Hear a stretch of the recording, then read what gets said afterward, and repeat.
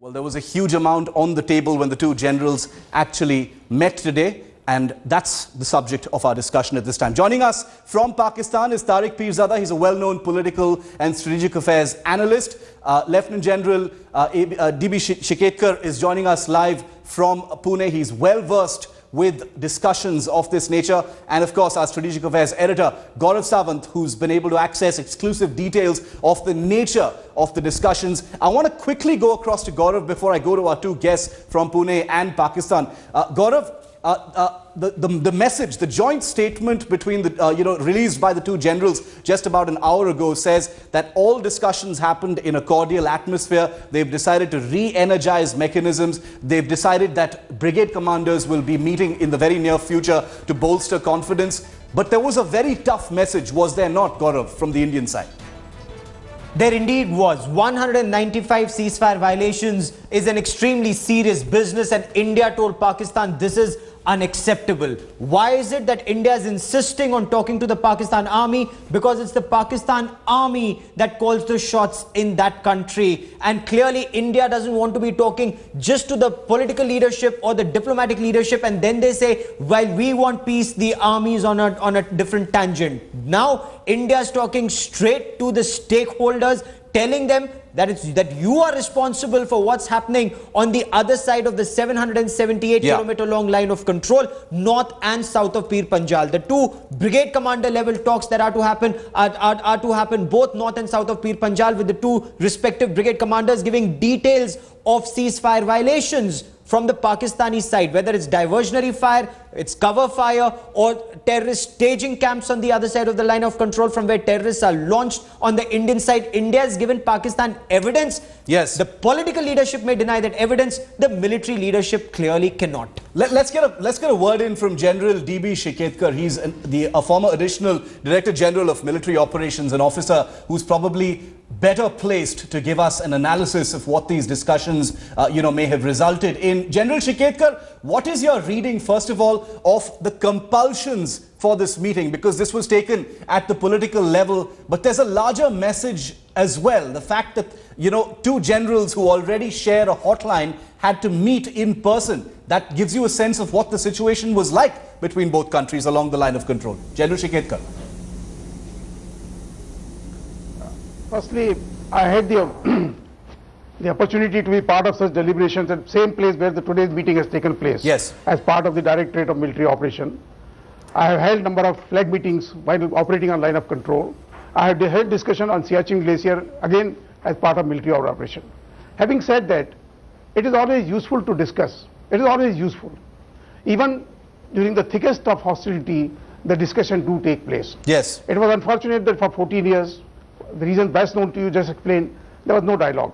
Because through dialogue, we deliberate on certain things, we discuss certain issues, we clarify some of the things, we understand both sides' point of view.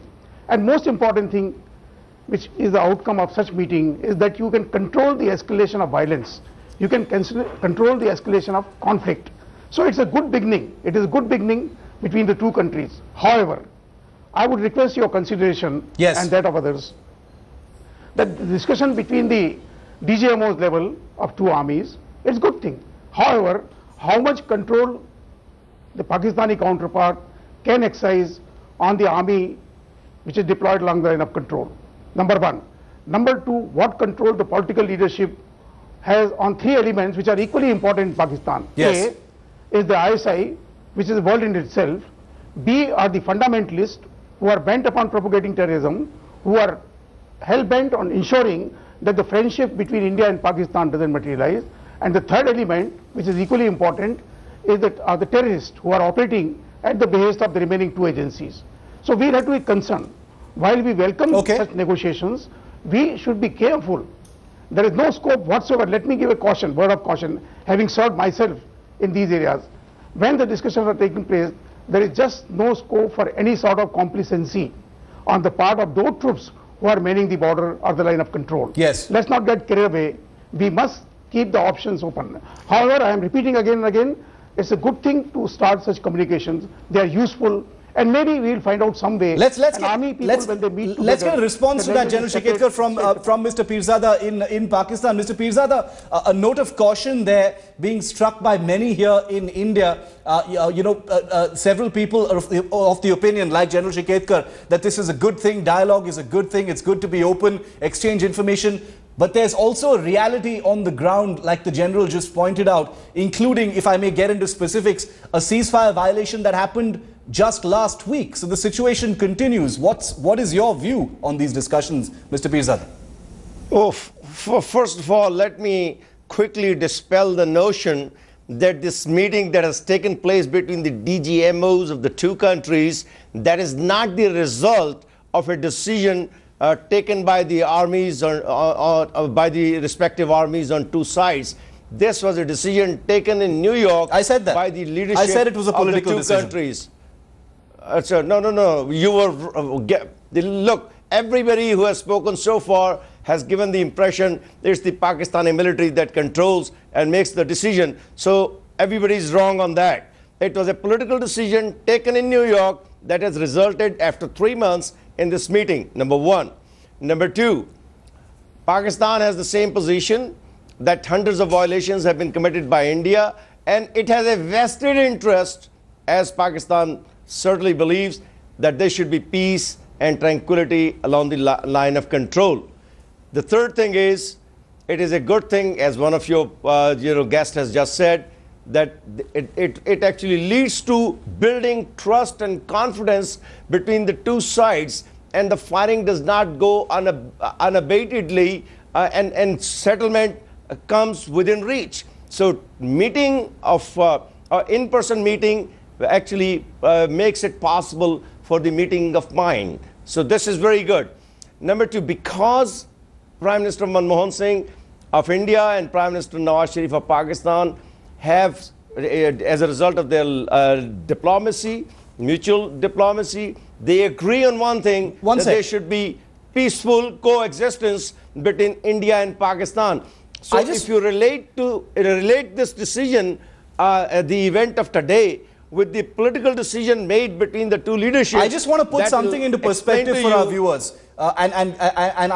It's a good thing we have Gaurav here with us, because he covered the Kargil war. He was there reporting the last time as well, when the Indian and Pakistani Director Generals of Military Operations met 14 years ago in that very same place. Gaurav, I want to, it's an amazing thing. The fact that the Director Generals of Military Operations meeting 14 years ago, meeting now, qualitatively, what has really changed, Gaurav?